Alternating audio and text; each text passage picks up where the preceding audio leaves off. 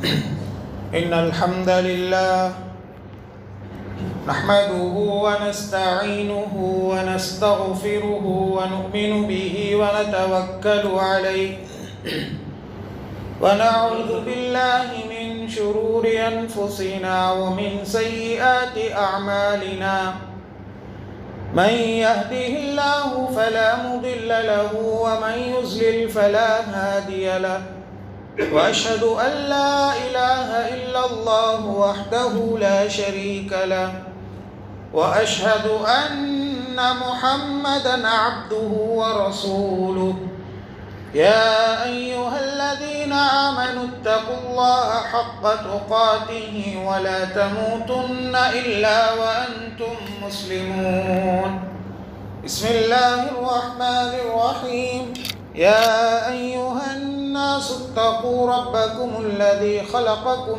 من نفس واحدة وخلق منها زوجها وبث منهما رجالا كثيرا ونساء واتقوا الله الذي تساءلون به والأرحام إن الله كان عليكم رقيبا يا أيها الذين آمنوا اتقوا الله وقولوا قولا سديدا يصلح لكم أعمالكم ويغفر لكم ذنوبكم ومن يطع الله ورسوله فقد فاز فوزا عظيما أما بعد فإن خير الحديث كتاب الله وخير الهدي هدي محمد صلى الله عليه وسلم وشر الأمور محدثاتها وكل محدثة بدعة وكل بدعة ضلالة وكل ضلالة في النار أعوذ بالله السميع العليم من الشيطان الرجيم من همزه ونفخه ونفثه وأنتم الأعلون إن كنتم مؤمنين. محترم اسلامی بھائیوں، اسلامی ماں اور بہنوں، ہم سب سے پہلے اللہ رب العزت کی بڑائی و بزرگی بیان کرتے ہیں جس نے ہم تمام لوگوں کو انسان بنا کر اس دنیا میں پیدا کیا. وہی اللہ ہے جو ہم کو کھلاتا ہے، پلاتا ہے، پہناتا ہے. غرض ہے کہ ہماری مصیبتوں کو، پریشانیوں کو، بیماریوں کو دور کرنے والا صرف اور صرف وہی ایک اللہ کی ذات ہے. وہی اللہ ہے جو عبادتوں کے لائق ہے. ساری عبادتیں اسی کے لیے ہونی چاہیے. ساری نمازیں، سارے روزے، سارے قربانیاں، سارے نذر و نیاز صرف اور صرف اللہ کے واسطے ہونی چاہیے. لاکھوں درود و سلام نازل ہو تمام انبیاء علیہم السلام پر، خصوصاً آخری نبی، پیارے نبی جناب محمد الرسول اللہ صلی اللہ علیہ وسلم پر، جن کی محنتوں سے، جن کی کوششوں سے آج ہم سب لوگ اسلام کے سائے کے نیچے جگہ لے رہے ہیں. اللہم صلی علی محمد وعلی آل محمد کما صلیت علی ابراہیم وعلی آل ابراہیم انک حمید مجید. اللہم بارک علی محمد وعلی آل محمد کما بارکت علی ابراہیم وعلی آل ابراہیم انک حمید مجید. محترم سامعین، خطبہ مسنونہ کے بعد آپ کے سامنے جو آیت کریمہ تلاوت کی گئی، اس آیت کریمہ کے روشنی میں آج آپ لوگوں کے سامنے میں جس موضوع پر گفتگو کرنے جا رہا ہوں، بہت ہی اہم موضوع لے کر آپ کے سامنے حاضر ہوا ہوں. وہ موضوع ہے مسلمانوں کے زوال ہونے کے اسباب. مسلمانوں کے زوال کے اسباب کیا ہیں، آج آپ کے سامنے بتانے کی ہم کوشش کریں گے. اللہ سے دعا ہے اللہ مجھے حق بات کہنے، اس پر عمل کرنے، آپ لوگوں کو حق بات سننے، اس پر عمل کرنے کی توفیق عطا فرما. محترم بھائیوں، محترم ماں اور بہنوں، آج پوری دنیا میں مسلمانوں کی تعداد اگر ہم دیکھتے ہیں تو مسلمانوں کی تعداد 150 کروڑ سے 180 کروڑ تک پہنچی ہوئی ہے. یہ مسلمانوں کی تعداد اتنی زیادہ ہے، 150 سے 180 کروڑ تک مسلمانوں کی تعداد ہے.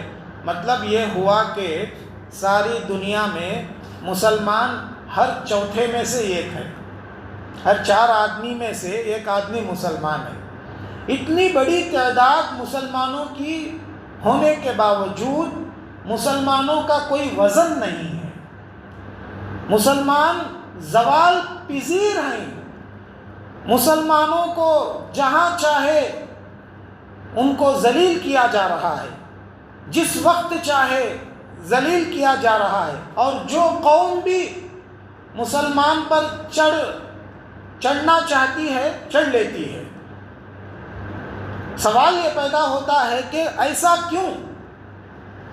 کیوں ہوا کہ مسلمانوں کی اتنی بھاری بھرکم تعداد ہونے کے باوجود بھی مسلمانوں کی کوئی وزن کیوں نہیں ہے؟ آج اگر ہم جائزہ لیں گے تو آج مسلمان صرف احتجاج کرنے والی قوم بن گئی ہے۔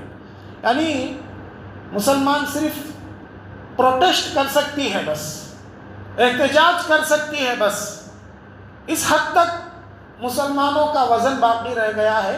اس کے علاوہ مسلمانوں کا کوئی وزن نہیں ہے، مسلمانوں کی کوئی وقار آج دنیا میں نہیں ہے۔ جو جب مسلمانوں کو ذلیل کرنا چاہتا ہے ذلیل کر لیتا ہے۔ آئیے آپ کے سامنے ہم بتانے کی کوشش کروں گا ایسی حالت کیوں آ گئی آج مسلمانوں کی۔ ایک دور وہ تھا، ایک زمانہ وہ تھا کہ ہارون رشید بادشاہ قسطنطنیہ، قیصر و کسریٰ، قیصر و روم کے بادشاہوں کو خط لکھتا تو کیا خط کے اندر روم کے بادشاہ کو کیسے خطاب کرتا تھا؟ یا کلب الروم کہتا تھا، اے روم کے کتے۔ یہ الفاظ خط میں لکھ کر بھیجتا تھا روم کے بادشاہ کو۔ ایک زمانہ، ایک دور وہ تھا مسلمانوں کا کہ مسلمان کا بادشاہ جب روم کے بادشاہ کو خط لکھتا تو یہ الفاظ سے لکھتا تھا، یا کلب الروم کہتا تھا۔ سوال یہ پیدا ہوتا ہے کہ آج مسلمانوں کی زوال پذیری کا سبب کیا ہے؟ آج مسلمان کیوں اتنے نیچے آ گئے ہیں، کیوں اتنے گر گئے ہیں؟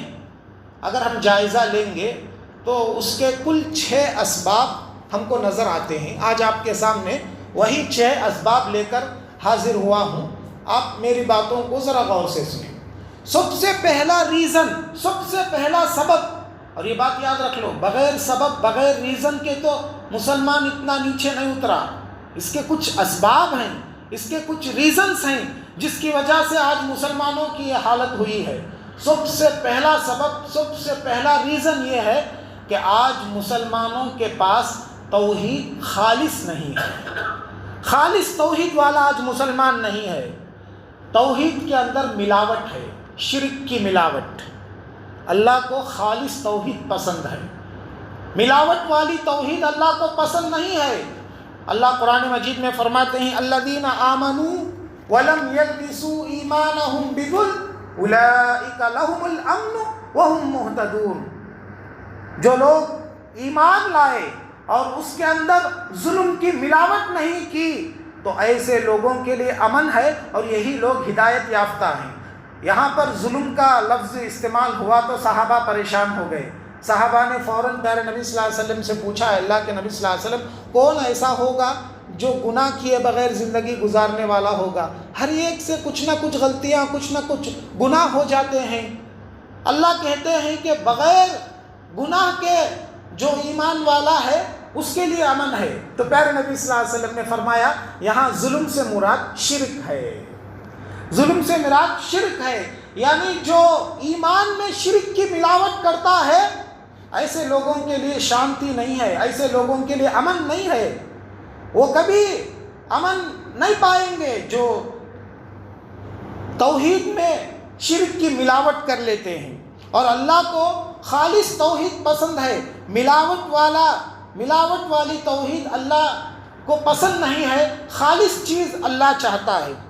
آج پوری دنیا امن اور شانتی کی محتاج ہے، سارے دنیا والے امن اور شانتی کے لیے تڑپ رہے ہیں۔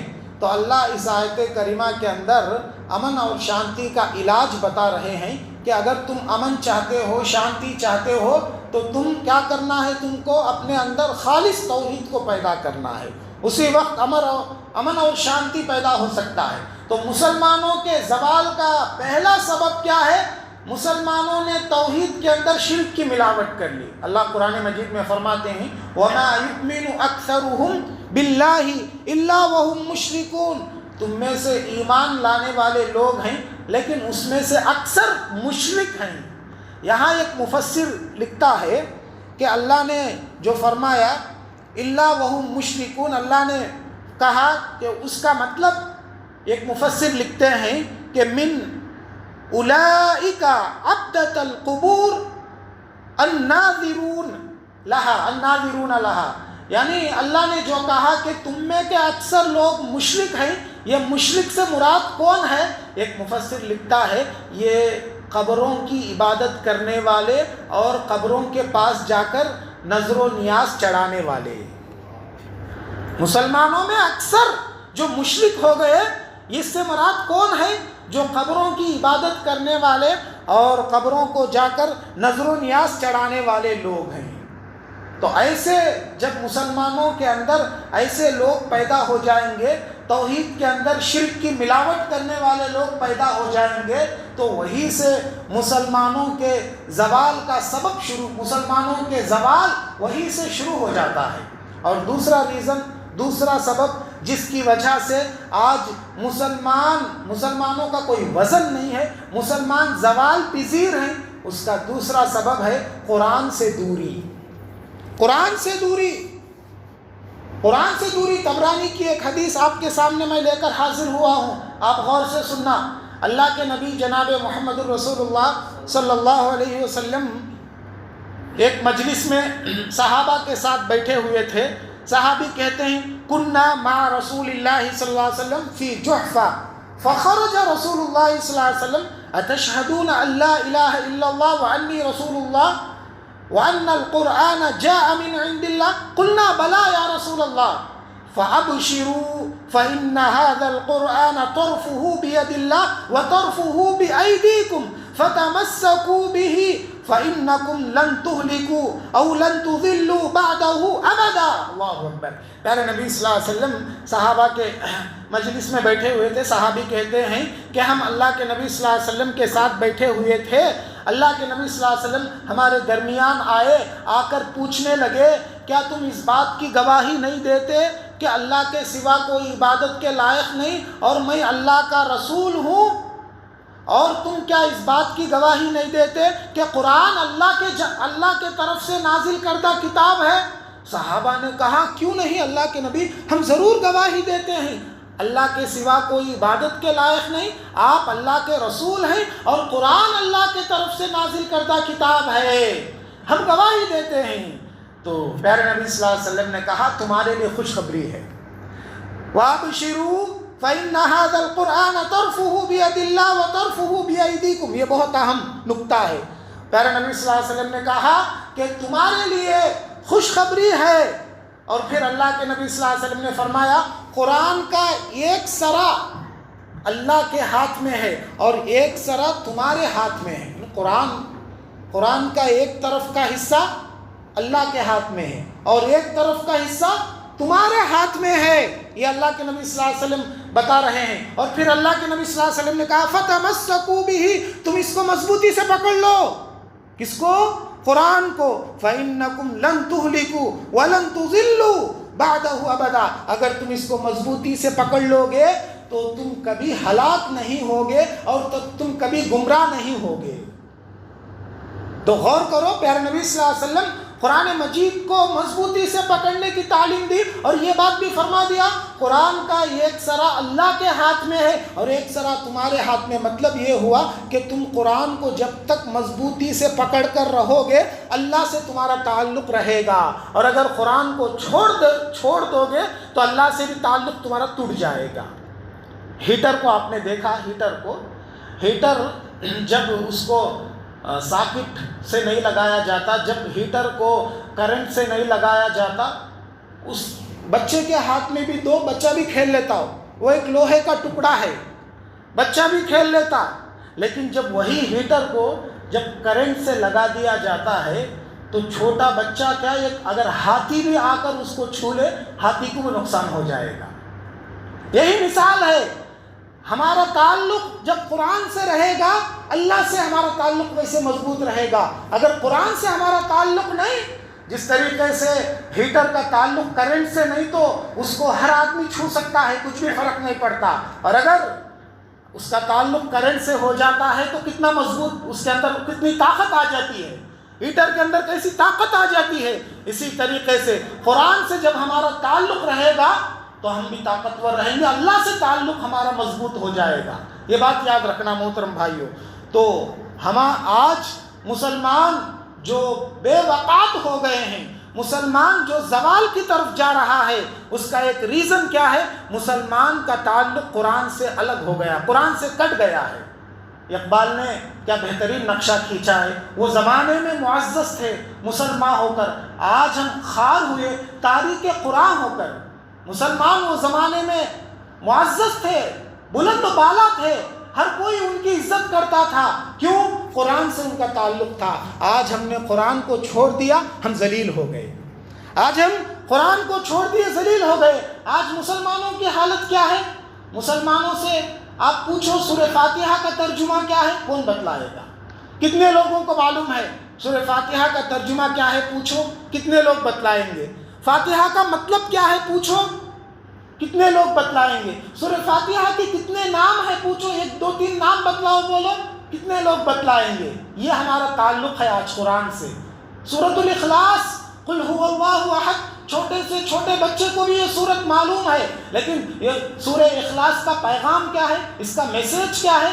آپ پوچھو ہمارے مسلمان بھائیوں کو کتنے لوگ بتلائیں گے اخلاص کا پیغام کیا ہے. پوچھو تو.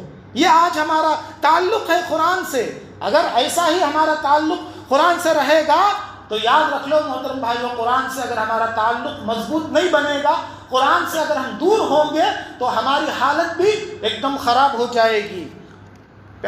صحیح مسلم کی روایت میں اللہ کے نبی صلی اللہ علیہ وسلم نے فرمایا، ان اللہ یرفع بهذا الكتاب اقواما ويضع به آخرین. اللہ کے نبی صلی اللہ علیہ وسلم نے کہا کہ اللہ اس کتاب کی وجہ سے قوموں کو بلند کرتا ہے اور اس کتاب کو چھوڑنے کی وجہ سے ذلیل کرتا ہے.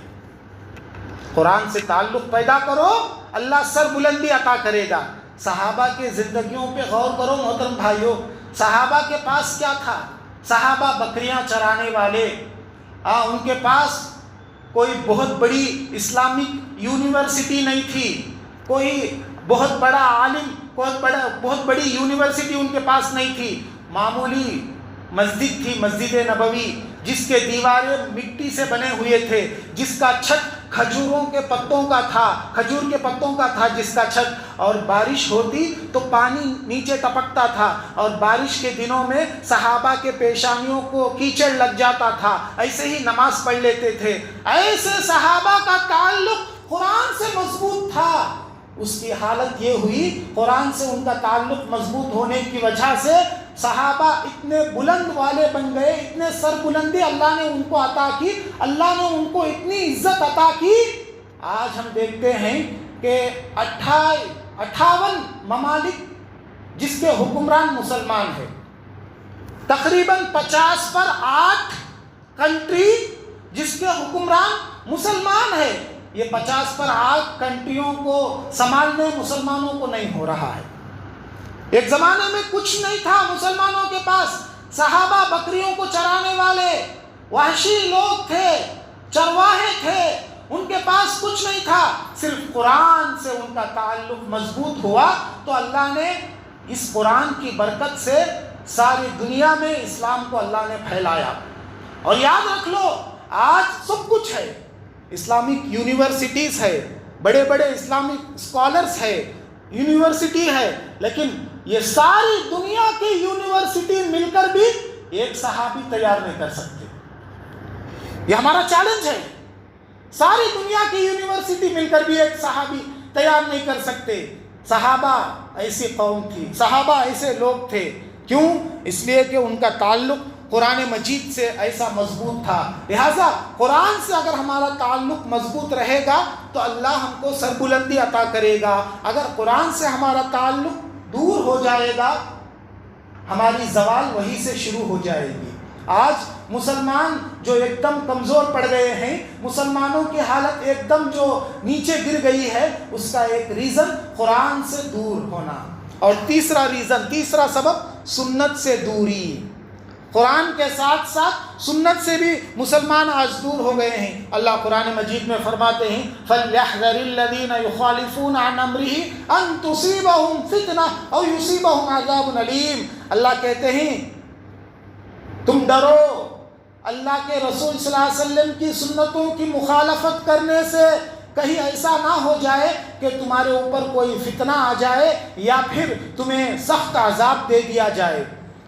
جعفر بن محمد فتنے کی تفسیر کرتے ہوئے لکھتے ہیں، یہاں پر اللہ نے جو فتنے کا لفظ استعمال کیا ہے، یعنی سنت کی مخالفت کریں گے تو اللہ کہتا ہے تمہارے اوپر فتنہ آ جائے گا۔ یہ فتنے سے مطلب کیا ہے، فتنے سے مراد کیا ہے؟ فرمایا سلطان جائر یسلطہم علیہم، یعنی اللہ تمہارے اوپر ظالم بادشاہوں کو مسلط کر دے گا۔ ظالم بادشاہ تمہارے حکمران بن جائیں گے۔ سنتوں کی مخالفت کرنے سے ظالم بادشاہ تمہارے حکمران بن جائیں گے۔ اور عذاب علیم کی تفسیر کہا عذاب القتل، اور جب ظالم بادشاہ ہمارے حکمران بن جائیں گے، مسلمانوں کو جب چاہے ختم کریں گے، جب چاہے قتل کریں گے۔ آج وہی ہو رہا ہے، سنتوں کی مخالفت کی حالت ہے یہ۔ سنتوں کی مخالفت کرنے کی وجہ سے آج ظالم بادشاہ ہمارے اوپر مسلط ہو رہے ہیں، اور ہم کو جہاں چاہے جب چاہے ہم کو ختم کرنے کی کوشش کر رہے ہیں۔ سنتوں کی مخالفت کی وجہ سے ہے۔ اسی لیے پیارے نبی صلی اللہ علیہ وسلم نے اپنے زمانے میں یہ تعلیم دی، ترکت فیکم امرین لن تضلوا ما تمسکتم بہما کتاب اللہ وسنت نبیہ صلی اللہ علیہ وسلم۔ فرمایا کہ لوگوں، میں تمہارے پاس دو چیزیں چھوڑ کر جا رہا ہوں، یہ دو چیزوں کو مضبوطی سے پکڑ لو، تم کبھی گمراہ نہیں ہوگے، تمہارے اوپر کوئی مسلط نہیں ہو سکتا۔ ان دو چیزوں کو مضبوطی سے پکڑنا، ایک اللہ کی کتاب اور دوسرا پیارے نبی جناب محمد الرسول اللہ صلی اللہ علیہ وسلم کی سنت۔ ایک مومن کس کو کہتے ہیں؟ ایک مومن کون ہوتا ہے؟ اللہ قرآن مجید کے اندر مومن کا انٹروڈکشن کراتے ہوئے فرمایا انما كان قول المؤمنین اذا دعوا الى الله ورسوله ليحكم بينهم ان يقولوا سمعنا واطعنا۔ جب مومن کو اللہ اور اس کے رسول کی باتوں کی طرف بلایا جاتا ہے، جب مومن سے اللہ اور اس کے رسول کی باتیں بیان کی جاتی ہے، مومن فوراً کہتا ہے میں نے سن لیا، میں اطاعت کروں گا، میں سن لیا، میں اطاعت کروں گا۔ اللہ کے نبی ایسا کیوں بولے، حدیث میں ویسا کیوں آیا، یہ سب نہیں پوچھتا مومن، یہ سب سوچتا نہیں مومن، بس اللہ کے نبی بولے کیا، اللہ بولتا ہے کیا، میں عمل کر لوں گا۔ یہ مومن کی کیفیت ہوتی ہے۔ ابن مسعود رضی اللہ تعالیٰ عنہ حدیث کے راوی ہیں کہ ایک مرتبہ پیارے نبی صلی اللہ علیہ وسلم ممبر پر کھڑ کر خطبہ دے رہے تھے۔ مسجد کے اندر ایک صحابی شاید کھڑے ہوئے تھے۔ اللہ کے نبی صلی اللہ علیہ وسلم نے کہا بیٹھ جاؤ، بیٹھ جاؤ۔ ابن مسعود وہ دروازے کے باہر تھے، ابھی مسجد کے اندر نہیں آئے، بس اللہ کے نبی کی بات سنے بیٹھ جاؤ، وہیں بیٹھ گئے۔ اللہ کے نبی کی بات ان کے کانوں سے ٹکرائی، بیٹھ جاؤ، وہیں بیٹھ گئے۔ صحابہ، سبحان اللہ، صحابہ ایسے تھے، اللہ کے نبی کی بات سنتے فوراً عمل کر لیتے تھے۔ پھر اللہ کے نبی نے ابن مسعود سے پوچھا تم کیوں بیٹھ گئے، تم کیوں بیٹھ گئے، اندر آ جاؤ۔ تو ابن مسعود، عبداللہ بن مسعود نے فرمایا میں کچھ بھی نہیں جانتا اللہ کے نبی، بس آپ کا حکم میں سنا، آپ کی بات میرے کانوں سے ٹکرائی، بیٹھ جاؤ، میں وہی بیٹھ گیا، اندر بھی آئے نہیں، بس بیٹھ گئے۔ یہ صحابہ تھے۔ یہ مومن کی حالت، یہ مومن کی کیفیت ہوتی ہے۔ مومن کے سامنے جب بھی اللہ اور اس کے رسول کی بات آتی ہے فوراً اس پر عمل کر لیتے ہیں۔ ایمان والے یہ نہیں سوچتے اللہ کے نبی یہ چیز کیوں حرام کرے کی، یہ چیز اللہ کے نبی کیوں جائز نہیں بولے کی، یہ سوچتا نہیں مومن، بس اللہ کے نبی کا آرڈر ہے، اللہ تعالیٰ کا آرڈر ہے، میں سن لیا، میں عمل کروں گا۔ یہ مومن کی کیفیت ہوتی ہے۔ اور آگے بڑھیے، آج مسلمان کیوں اتنے کمزور پڑ گئے ہیں، یعنی مسلمانوں کا کوئی وزن آج دنیا میں کیوں نہیں ہے، آج مسلمان زوال کی طرف کیوں جا رہے ہیں؟ اس کا چوتھا ریزن حب الدنیا، دنیا کی محبت، دنیا کی محبت۔ اللہ کے نبی جناب محمد رسول اللہ صلی اللہ علیہ وسلم نے فرمایا یوشک الامم ان تداع علیکم کما تداع الاکلۃ الی قصعتها فقال قائل ومن قلۃ نحن یومئذ قال بل انتم یومئذ کثیر۔ پیارے نبی صلی اللہ علیہ وسلم فرماتے ہیں کہ ایک زمانہ ایسے آنے والا ہے مسلمانوں پر جیسے ایک بھوکا دسترخوان پر ٹوٹ پڑتا ہے، ویسے دوسرے قوم والے مسلمان قوم پر ٹوٹ پڑیں گے۔ جیسے بھوکا دسترخوان پر ٹوٹ پڑتا ہے ویسے دوسرے قوم والے مسلمانوں پر ٹوٹ پڑیں گے۔ اس کا کیا مطلب ہے محترم بھائیو؟ اس کا مطلب کیا ہے جی؟ بھوکا دسترخوان پر ٹوٹ پڑتا ہے کا مطلب کیا ہے جی؟ ہمارے آنکھوں کے سامنے ایک مرغا ہے یا ایک مرغی ہے، ہم اس کو کھانا چاہتے ہیں تو فوراً اس کو کھا لیتے کیا؟ نہیں، پہلے اس کو ذبح کرتے، ذبح کرنے کے بعد اس کے ٹکڑے کرتے، مسالہ ملاتے، اس کے بعد فرائی کر کے یا سالن پکا کے کھاتے۔ یہ طریقہ تو اللہ کے نبی صلی اللہ علیہ وسلم نے یہ جو فرمایا کہ جیسے یہ بھوکے دسترخوان پر ٹوٹ پڑتے ہیں ویسے دوسرے قوم والے تمہارے اوپر ٹوٹ پڑیں گے، مطلب یہ ہے پہلے تم کو تمہاری حیثیت ختم کریں گے۔ جیسے ہم مرغی کو پہلے ذبح کرتے ہیں، دوسرے قوم والے ہمارے اوپر ٹوٹ پڑیں گے، اس کا مطلب یہ ہوگا، اس کا مطلب یہ ہے کہ دوسرے قوم والے پہلے ہماری تاریخ کو مٹائیں گے، ہمارے پہلے تاریخ کو مٹائیں گے، ہم لوگوں کو ہمارے قرآن سے دور کریں گے، ہماری حیثیت سے ہم کو دور کریں گے، ہماری تاریخ سے ہم کو دور کریں گے، اس لیے کہ ہماری تاریخ، ہماری ہسٹری بہت بڑی ہسٹری ہے۔ اور جب یاد رکھ لو، یہ بہت پتے کی بات ہے، جب کسی بھی قوم کو اس کی تاریخ سے، اس کی ہسٹری سے دور کیا جاتا ہے وہ قوم مردہ ہو جاتی ہے۔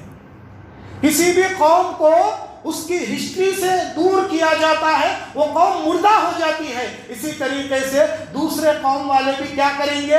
ہم لوگوں کو ہماری تاریخ سے دور کریں گے۔ ہماری تاریخ سے جب ہم کو دور کر دیا جائے گا خود بخود ہماری حیثیت ختم ہو جائے گی، ہم مٹ جائیں گے۔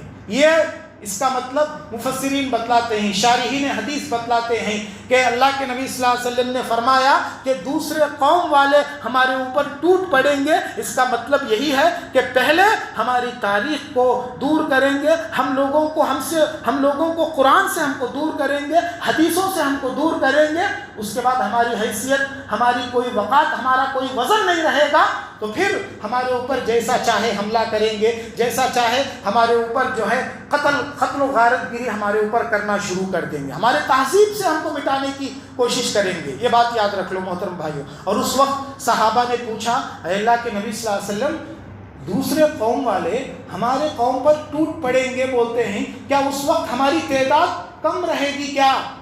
ہماری تعداد کم رہے گی کیا؟ تو پیارے نبی صلی اللہ علیہ وسلم نے کہا نہیں، اس وقت تمہاری تعداد بہت زیادہ ہوگی۔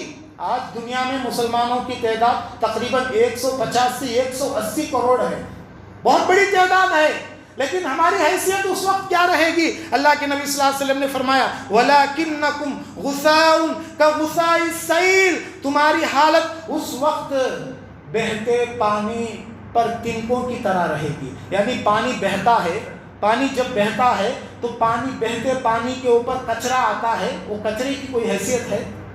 کوئی حیثیت رہے گی کچرے کی؟ اس طرح تمہاری حیثیت رہے گی، اس طرح تمہاری حالت ہو جائے گی۔ اور پھر اللہ کے نبی صلی اللہ علیہ وسلم نے فرمایا کہ اللہ کیا کرے گا؟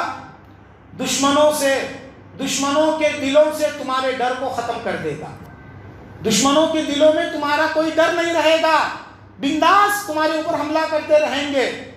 اس کا ریزن کیا ہے؟ اس کا ریزن بھی پیارے نبی صلی اللہ علیہ وسلم نے بتلا دیا کہ فرمایا کہ تمہارے اندر وہن کی بیماری آ جائے گی۔ صحابہ نے پوچھا یہ وہن کیا ہے اللہ کے نبی صلی اللہ علیہ وسلم؟ تو فرمایا حب الدنیا و کراہیت الموت، وہن کا مطلب یہ ہے تمہارے دلوں میں دنیا کی محبت اور موت کی نفرت آ جائے گی، دنیا کی محبت کی وجہ سے یہ حالت تمہاری ہو جائے گی۔ آج چار طرف دیکھ لو مسلمانوں کی جو حالت ہو رہی ہے، مسلمان زوال پذیر ہو رہے ہیں، مسلمان کا کوئی وزن نہیں ہے۔ اس کا ریزن یہی ہے محترم بھائیوں کہ مسلمانوں کے اندر دنیا کی محبت بے حد ہو گئی ہے، بے حد ہو گئی ہے۔ اور مسلمانوں کے اندر تفرقہ بازی یہ بھی زیادہ ہو گئی ہے. مسلمانوں کے زوال پذیر ہونے کا ایک 5واں سبب کیا ہے معلوم؟ 5واں سبب تفرقہ بازی، یعنی مسلمان جماعتوں میں، گروہوں میں تقسیم ہو گئے ہیں. مسلمان آج جماعتوں میں، گروہوں میں تقسیم ہو گئے ہیں، جس کی وجہ سے مسلمانوں کی کوئی حیثیت باقی نہیں ہے. کفر ایک ہی ملت ہے، سارے دنیا کا کفر وہ ایک ہی ملت ہے، ایک ہی گروپ ہے. لیکن جب مسلمانوں کی بات آتی ہے، وہ بریلوی، یہ دیوبندی، یہ فلاں، وہ فلاں. بریلوی کو کوئی مارتا ہے تو دیوبندی دیکھتے رہتا، وہ تو کافر ہے جی، اس کا ساتھ میں کہیں کو دینا، بس یہ بول کر خاموش رہ جاتا. لیکن وہ مسلمان ہے، چاہے اس کا مسلک کوئی بھی کیوں نہ ہو، ہم کو آگے بڑھنا چاہیے، ہم کو ساتھ دینا چاہیے. نہیں، دیوبندی سے کوئی دشمنی کرتا ہے دوسرے قوم والا، اہل حدیث دیکھے گا اس کا مسلک دوسرا جی، حنفی ہے، میں کہیں اسے ساتھ دینا. یہ اس کی وجہ سے آج مسلمانوں کے اندر اتحاد اور اتفاق نہیں ہونے کی وجہ سے آج مسلمانوں کا وزن گھٹ گیا ہے، مسلمان کمزور پڑ گئے ہیں، مسلمانوں کی کوئی حیثیت آج باقی نہیں ہے، مسلمان زوال پذیر ہوتے جا رہے ہیں. لہذا محترم بھائیوں، مسلمانوں کو سمجھنا چاہیے آج ہماری حالت کیوں ہو گئی ہے، آج یہ ہماری حیثیت کیوں ہو گئی ہے، مسلمانوں کو سمجھنا چاہیے. میں آپ کو بتلا رہا تھا، دنیا کی محبت، دنیا کی چاہت، آخرت سے نفرت، یہ ہمارے اندر اتنی آ گئی ہے. اور تاریخ بھی یہ بتلاتی ہے، اگر دنیا کی محبت حد سے زیادہ ہو جائے، صرف دنیا کی فکر کو لے کر جینے لگے، تو ہماری کوئی حیثیت نہیں رہتی. اللہ تعالیٰ بڑی بڑی حکومتوں کو بھی گرا دیتا ہے. بڑی مغل سلطنت کو آپ دیکھ لو، جہاں جس کا سلسلہ بابر سے شروع ہوتا ہے، بہادر شاہ ظفر پر ختم ہوتا ہے. تقریباً یہ 200 سال کی حکومت مغل سلطنت کی رہی. مغلوں نے یہاں پر آ کر حکومت کی، انہوں نے زمین کو مسخر کرنے کی کوشش کی، یعنی زمین کو لوٹنے کی کوشش کی. ادھر لڑے وہ قلعہ فتح کرے، ادھر لڑے وہ قلعہ فتح کرے، ادھر لڑے وہ زمین لے لیے، ادھر لڑے وہ زمین لے لیے. زمینوں کو مسخر کرنے کی کوشش کی، انسانوں کے دلوں کو مسخر کرنے کی کوشش نہیں کی. قلعوں کو فتح کیا، انسانوں کے دلوں کو نہیں جیتا. اس کا کہنے والوں نے کہا ہے کہ مغل دور کے بادشاہوں نے جو غلطی کی، آج اس کی سزا ہم کو مل رہی ہے. لمحوں نے خطا کی، صدیوں نے سزا پائی. لمحوں نے خطا کی، صدیوں نے سزا پائی. آج وہی کیفیت ہے. اگر وہ لوگ، اگر مسلمان حکمران، مسلمان بادشاہ دلوں کو جیتتے، لوگوں کے دلوں پر فتح حاصل کرتے، آج ہماری حالت یہ نہیں ہوتی. اچھا، لوگوں کے دلوں کو کیسے جیتا جاتا ہے؟ یاد رکھ لو، لوگوں کے دلوں کو جیتا جاتا ہے، لوگوں کے دلوں کو فتح کی جاتی ہے دعوت اللہ سے، اللہ کی طرف لوگوں کو دعوت دینے سے. کبھی حکمرانوں نے اللہ کی طرف لوگوں کو نہیں بلایا، بس اپنی اقتدار کی ہوس میں، مال کی محبت میں ایسے گرے رہے، ایسے پڑے رہے. مجھے زمین ہونا کسی بھی صورت میں، مال ہونا کسی بھی صورت میں، وہ قلعہ میرے انڈر میں آ جانا، وہ بستی میرے انڈر میں آ جانا، یہ بستی میرے انڈر میں آ جانا، یہی فکر لے کر جیتے رہے. حالت کیا ہوئی معلوم؟ آخر میں بہادر شاہ ظفر کی جب حکومت ختم ہوئی، تاریخ جاننے والوں نے لکھا ہے کہ بہادر شاہ ظفر کے بیٹوں کو قتل کر کے ان کے گردنوں کو تشتری میں لا کر پیش کیا گیا. حالت کیوں؟ اس لیے کہ انہوں نے کبھی لوگوں کو توحید کی دعوت نہیں دی، بس حکومت کی فکر، کرسی کی فکر رہی. مجھے میری اقتدار باقی رہے تو بس، اقتدار کے واسطے کچھ بھی کرنے کے لیے تیار تھے، لیکن لوگوں کو اللہ کی طرف بلائے نہیں. اس کی سزا آج تک ہم کو مل رہی ہے. تو یاد رکھ لو محترم بھائیوں، یہ دنیا کی محبت، یہ اقتدار انسان کو لے کر ڈوبے گا. وہ زمانے میں 2 قسم کے لوگ تھے، ایک بادشاہ جن کو دنیا کی ہوس تھی، دوسرے پیر اور فقیر جسے سجادہ نشین کی ہوس تھی، بادشاہ جسے زمینداری کی فکر تھی، دوسرے پیر اور فقیر جسے سجادہ نشینی کی فکر تھی، یعنی وہ درگاہ کا بڑا میں بن جانا، یہ درگاہ کا بڑا میں بن جانا، ویسے وہ دو قسم کے لوگ تھے وہ زمانے میں۔ اس وجہ سے درگاہوں کو آباد کیے، درگاہوں پر لاکھوں کروڑوں خرچہ کیے درگاہوں کو بڑھانے میں، مسجد کو آباد نہیں کر سکے۔ مسجدوں کو ایک 10 روپے دینے والے کوئی نہیں تھے، درگاہوں کو کروڑوں لٹائے، کروڑوں پیسے خرچہ کیے، مسجدوں کو آباد نہیں کرے۔ اللہ نے ان کی حکومت کو ایسے ذلیل کر کے گرایا کہ بعد میں آنے والوں نے ان کے سروں کو پلیٹوں میں لے جا کر پیش کیا۔ یاد رکھ لو محترم بھائیو، یہ اللہ کا قانون ہے، جب ہم اللہ کی بات نہیں سنتے اللہ بھی ہم کو ایسے ہی ذلیل کرتا، ایسے ہی نیست و نابود کرتا، یہ اللہ کا قانون ہے، یاد رکھ لو۔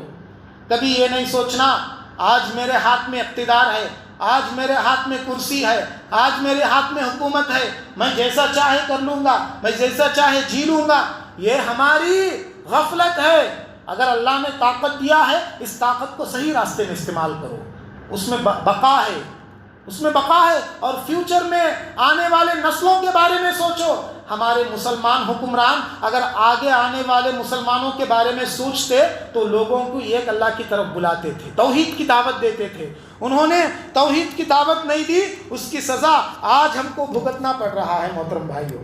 اور اسی طریقے سے چھٹا اور آخری ریزن جس کی وجہ سے آج مسلمان زوال پذیر ہیں، مسلمان اتنی بڑی تعداد ہونے کے باوجود بھی مسلمانوں کا کوئی وزن نہیں ہے، جو چاہے جب چاہے مسلمانوں کو مارتا ہے، مسلمانوں کے خلاف کیس دائر کرتا ہے، مسلمانوں کے خلاف میں کچھ بھی بولتا ہے۔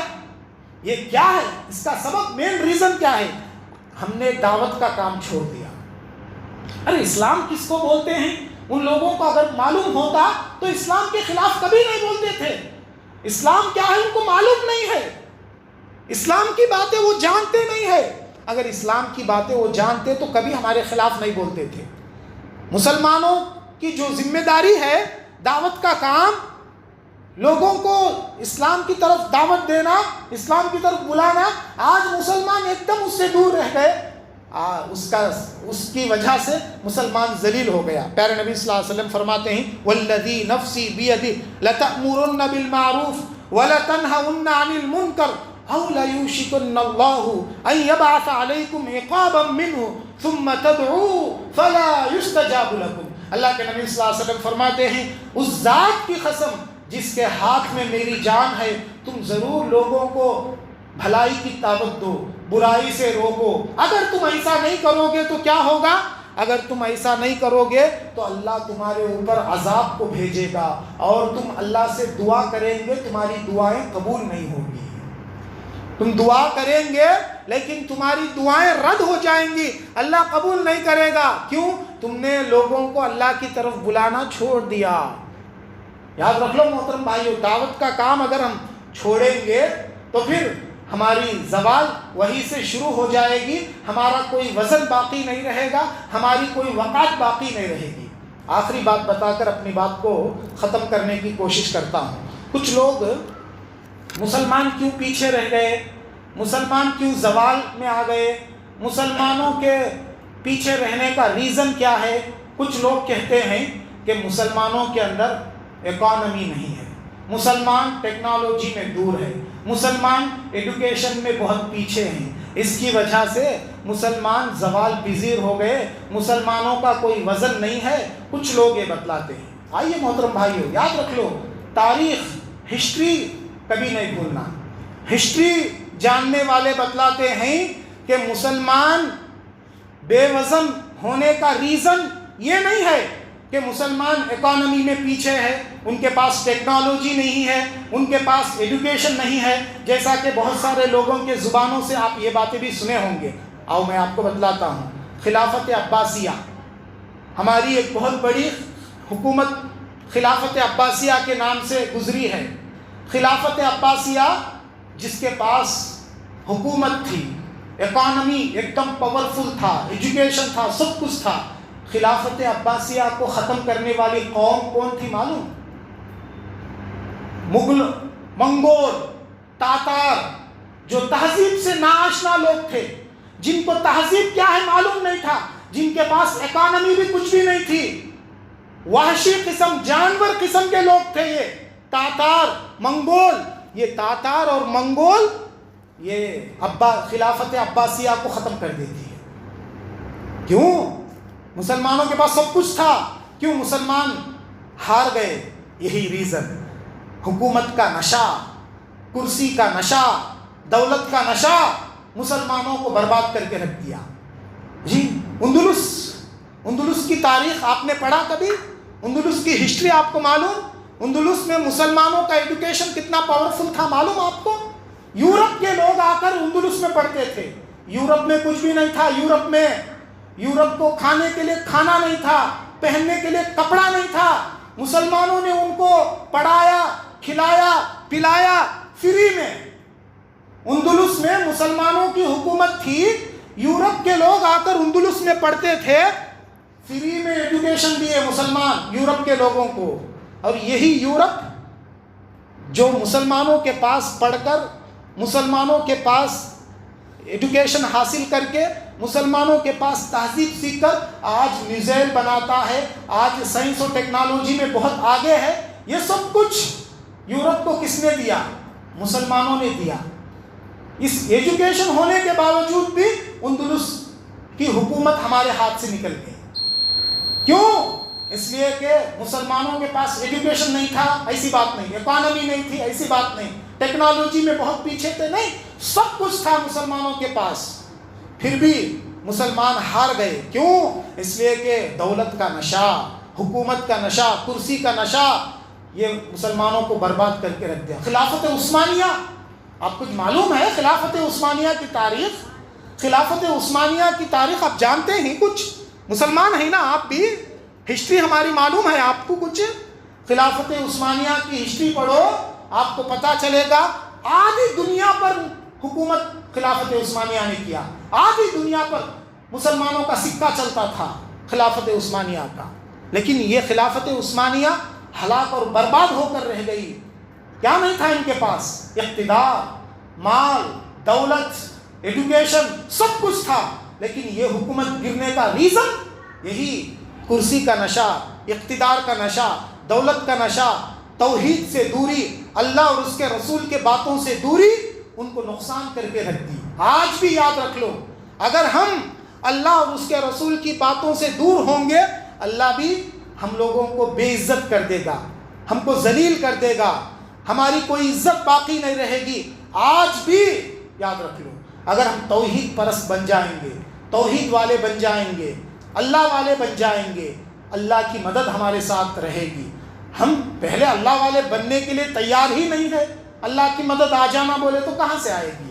یہی بات اللہ فرماتے ہیں، الذین آمنوا ولم یلبسوا ایمانہم بظلم اولئک لہم الامن وہم مہتدون، کہ جو لوگ ایمان لائے اس ایمان میں شرک کی ملاوٹ نہیں کریں گے تو اللہ ایسے لوگوں کو امن اور شانتی عطا کرے گا۔ لہٰذا ہم لوگوں کو چاہیے کہ ہمارے اندر جو زوال پذیری کے اسباب بیان ہوئے ہیں، ان اسباب پر غور کرتے ہوئے اپنی زندگی گزارنے کی کوشش کرنا ہے، قرآن سے اپنا تعلق پیدا کرنا ہے، سنت سے اپنا تعلق پیدا کرنا ہے، توحید سے اپنا تعلق پیدا کرنا ہے، اسی وقت اللہ کی مدد ہمارے ساتھ رہے گی۔ اللہ سے دعا ہے اللہ مجھ کہنے والے آپ سبھی سننے والوں کو کہیں سنی باتوں پر کہنے سننے سے زیادہ عمل کرنے کی توفیق عطا فرما۔